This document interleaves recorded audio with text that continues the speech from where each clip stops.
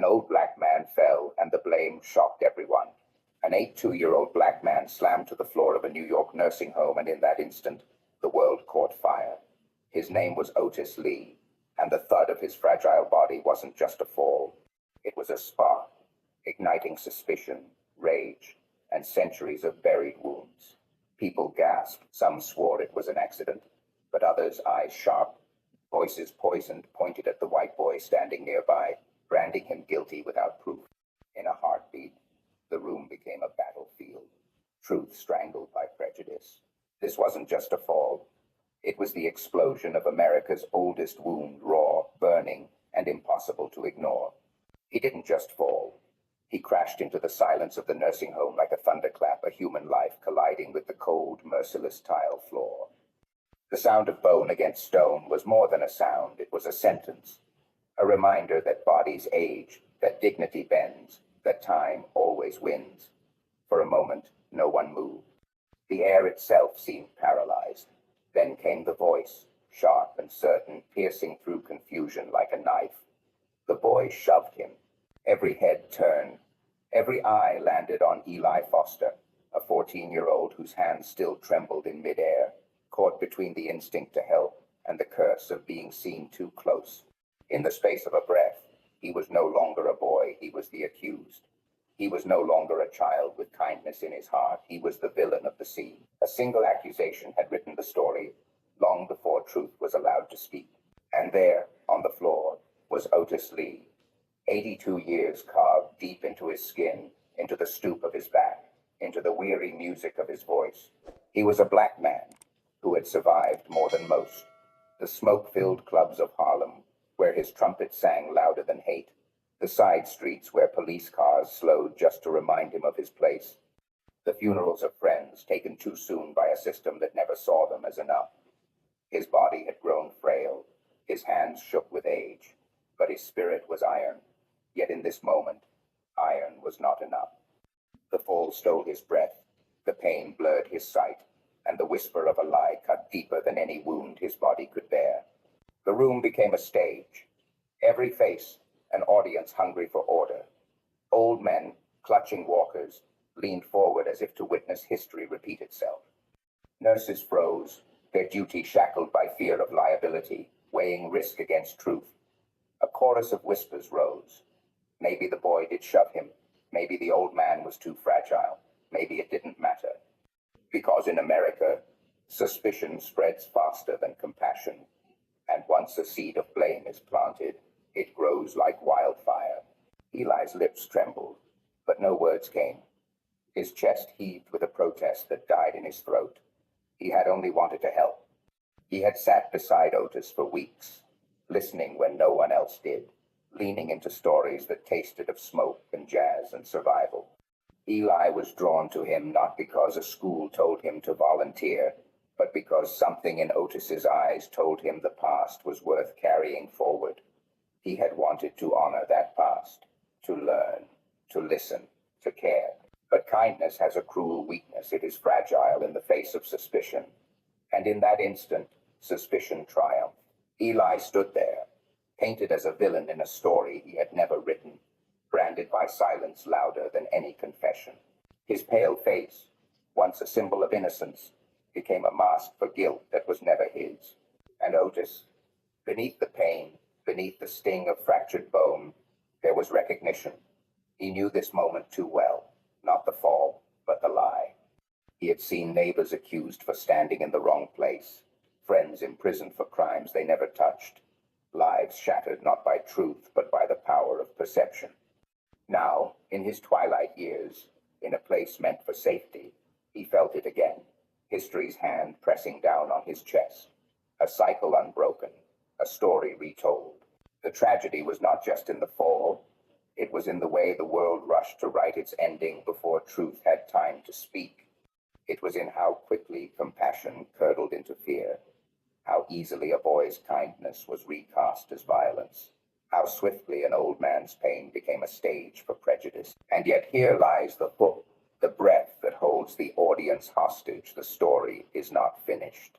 In that instant between fall and accusation, between lie and truth, There remained a possibility, a fragile, desperate possibility that someone might choose to see differently, that the truth might claw its way out from under the rubble of suspicion, that Eli and Otis, two souls from different worlds, might defy the script America had written for them. The question, unspoken yet deafening, lingered in every heart that bore witness. Would this moment become another wound in a nation scarred by mistrust? Or could it, against all odds, become a seed of something greater? A reminder that empathy is stronger than fear, that listening is more powerful than blame, that hope, even in its weakest form, still deserves a chance. And that is why people will not just hear this story. They will carry it. They will whisper it in kitchens, debate it in classrooms, share it over dinner tables. Because it is not just the story of one man's fall and one boy's blame, it is the story of America itself. The crash of Otis Lee's body had barely settled when the room turned into a storm.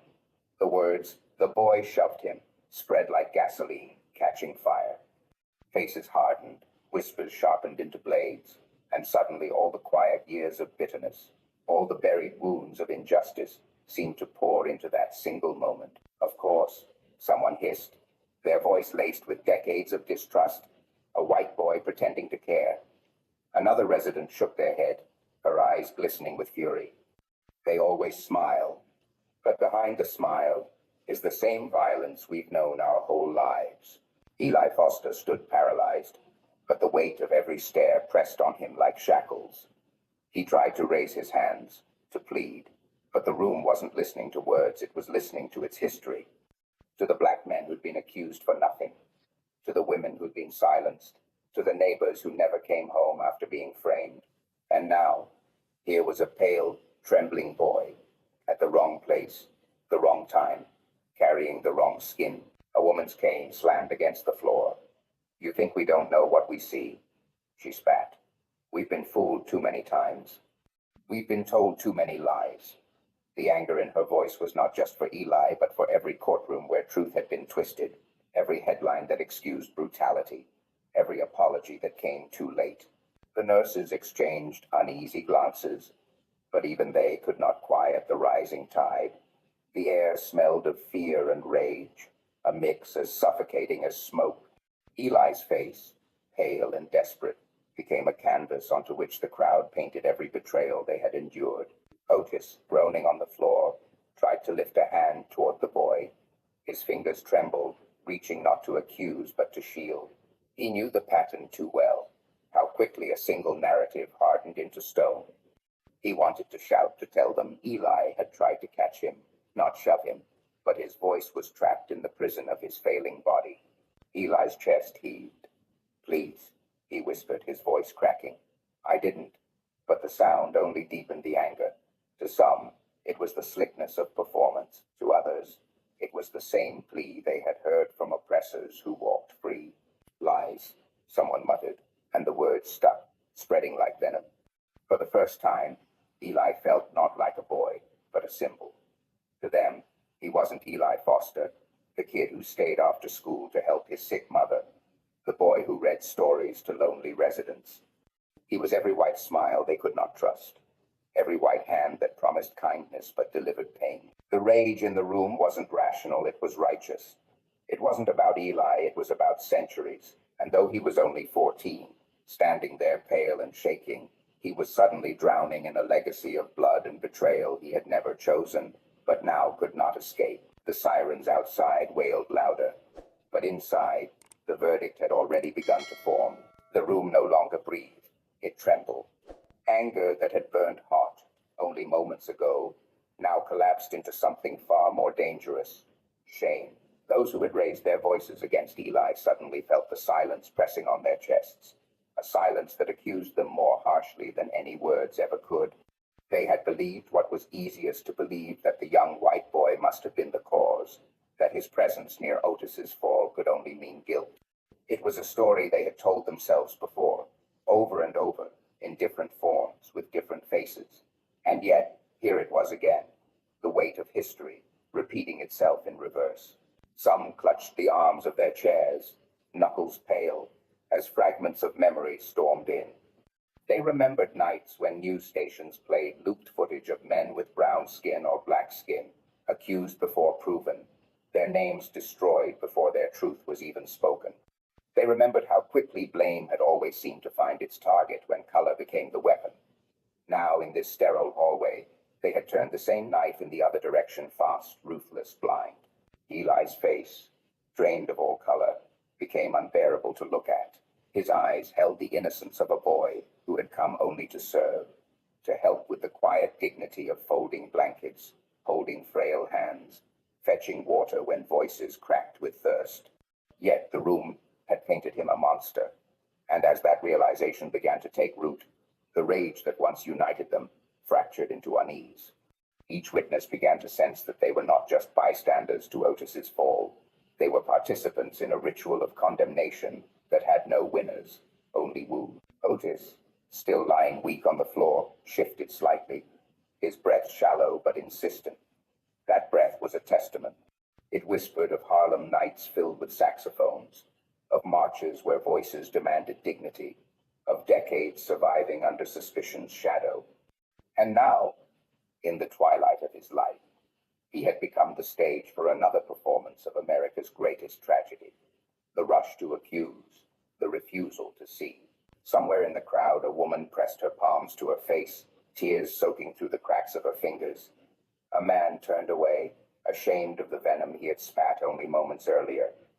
The weight of their error was no longer abstract. It was a living burden. They had nearly destroyed a child with the same blindness that had scarred generations before him. The hallway stretched into eternity, every second a reminder that truth is fragile, that justice is not born in shouts but in listening, in patience, in the courage to resist the easy story. And as eyes turned back to Otis, waiting for him to speak, it became clear that what he said or did not say would echo far beyond those walls. This was no longer about one boy or one old man. It was about a country caught in its own reflection, daring to ask, when the moment comes again, will we choose blame or will we choose truth? The room was no longer a room, it was a courtroom without a judge, a battlefield without weapon. Every eye locked on Otis Lee, waiting for him to speak, waiting to know if he would point a finger at Eli Foster or at the crowd itself. The boy stood rigid, pale as chalk, while the whispers of guilt still coiled around him like smoke. Otis moved slowly, a hand clawing against the tile, his body trembling as though pulled in two directions, one by pain, the other by duty. He opened his mouth, then closed it again.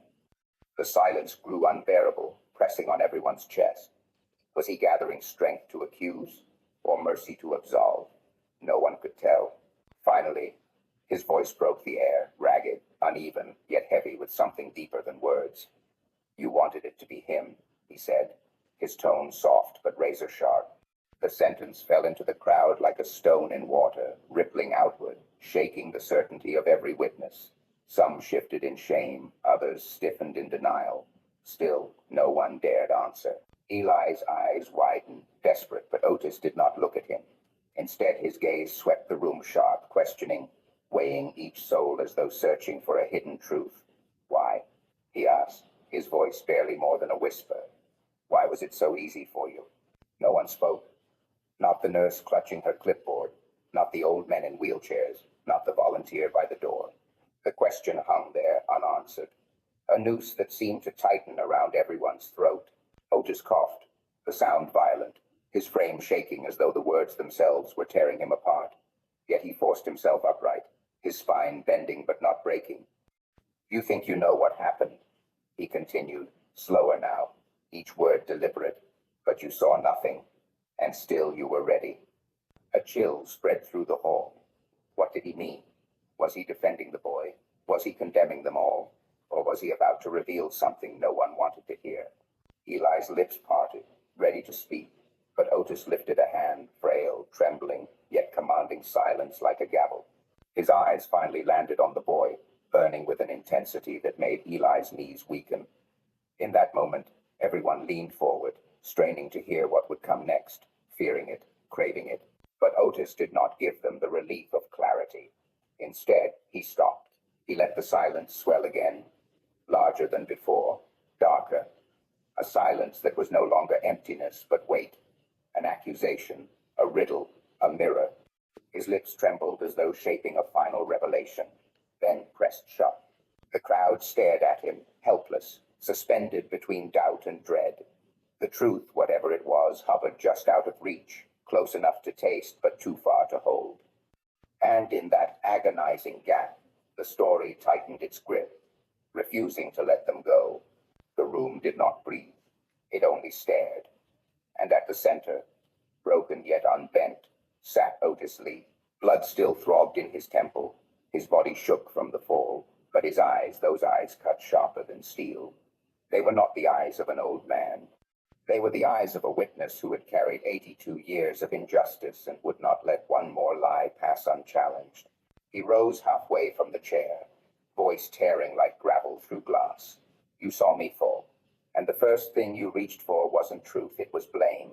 You hung it on the boy because it was easy, because that's what this country does. The words detonated. People flinched as though struck. Nurses froze.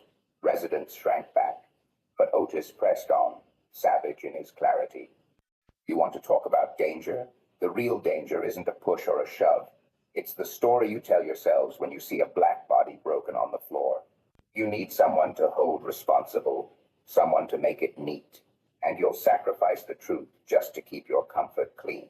His gaze slashed toward Eli, whose chest rattled with uneven breaths, skin pale under fluorescent light.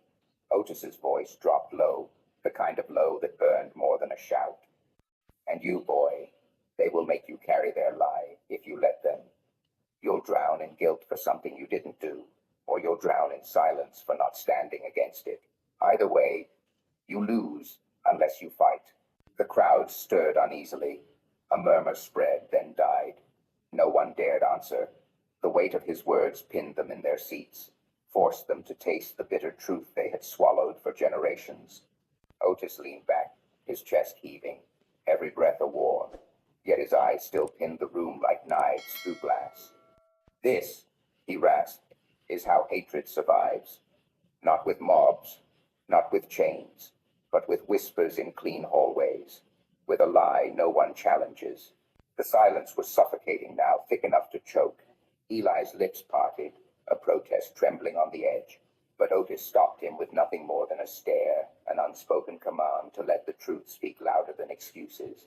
And then, with a trembling hand, Otis pressed against his chest, as though steadying a heart that carried too much. His final words landed like gunfire. Remember this moment. Remember how quick you were to believe the worst, because that is America's sickness, and if you don't tear it out, it will eat you alive. The room broke not in sound, but in shame. Eyes darted away. A nurse bit her lip till it bled. Eli shook with tears he could not stop.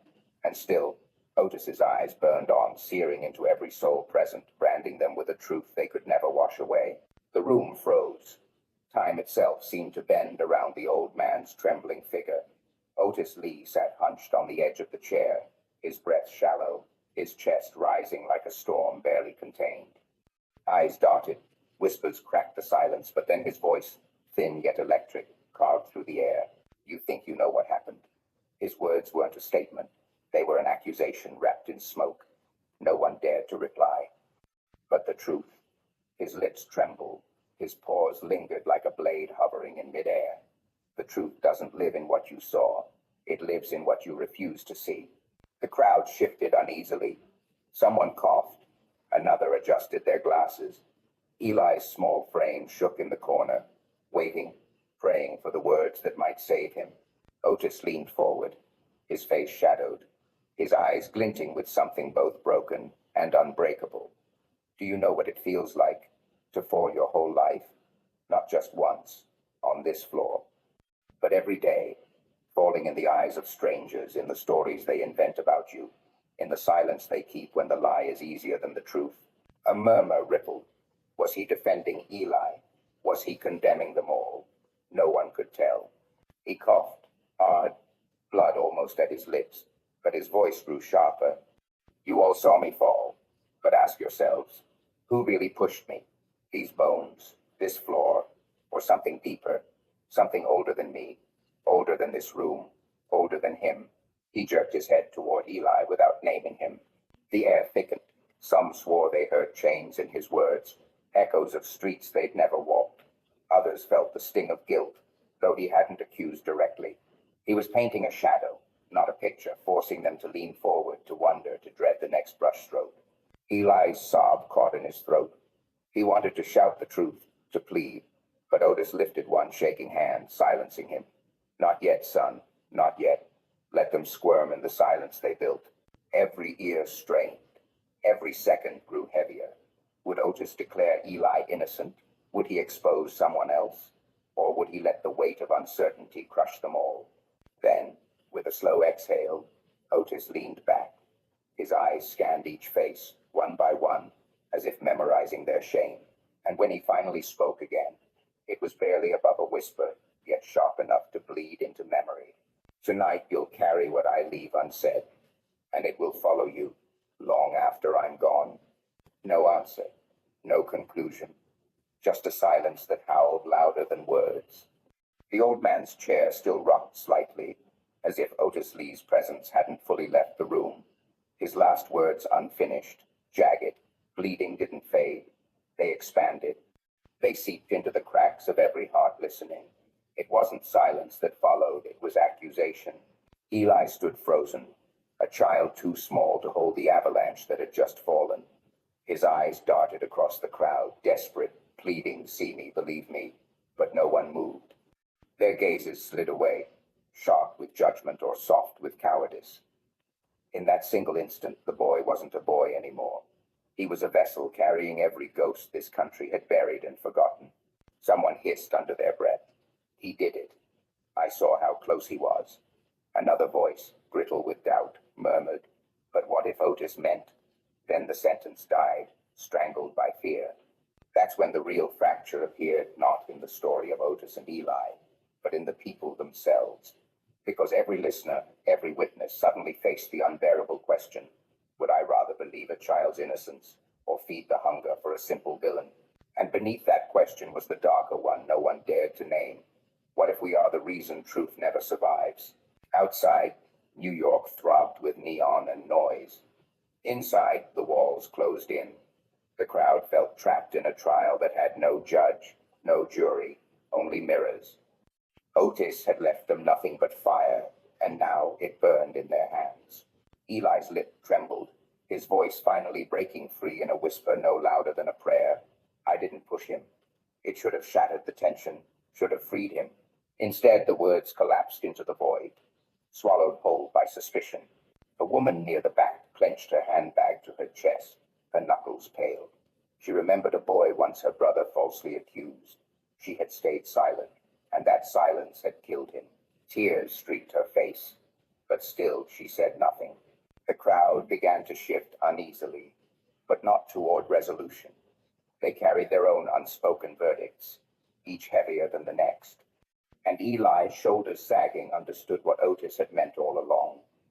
That innocence is fragile, not because it can be broken, but because people would rather destroy it than protect it. That's where it ended. Not with applause, not with justice, not with clarity. It ended with a wound, a raw, open wound carved into every person in that room, forcing them to leave carrying more than they arrived with. And as they stepped out into the night, one truth stalked them like a shadow. Otis Lee had not died misunderstood. He had left them cursed with the knowledge that their silence might make them killers too. Otis Lee's fall was not just a stumble of an old man, it was the collapse of trust, of dignity, of the silent promise America keeps breaking. Some said Eli pushed, others swore he reached to help. But the truth is larger than one boy, larger than one fall. The truth is a nation still pushing men like Otis every single day, with suspicion, with neglect, with indifference that cuts deeper than any shove. And that, my friends, is the unbearable wound. But here's what must be remembered. Otis Lee is not a ghost fading into history. He is a mirror we cannot look away from. Every wrinkle on his face was a story of survival, every laugh a spark against the darkness. To forget him would be to kill him twice, and to stay silent is to push him again. So I ask you not as viewers, but as witnesses to carry this story forward. Talk about it. Share it. Don't let his name be lost in the noise. Because the moment we stop telling it, the moment we stop demanding better, is the moment injustice wins again. If this story struck something in you, don't keep it locked inside. Hit like, share it with someone who needs to hear it, and subscribe to our channel so these voices, these truths, can never be buried. Every action you take keeps Otis Lee alive in the conscience of this nation. Thank you for giving us your time, your heart, and your attention. From the bottom of ours, we see you, we feel you, and we will keep fighting alongside you. This story is not over. And with you, it never will be.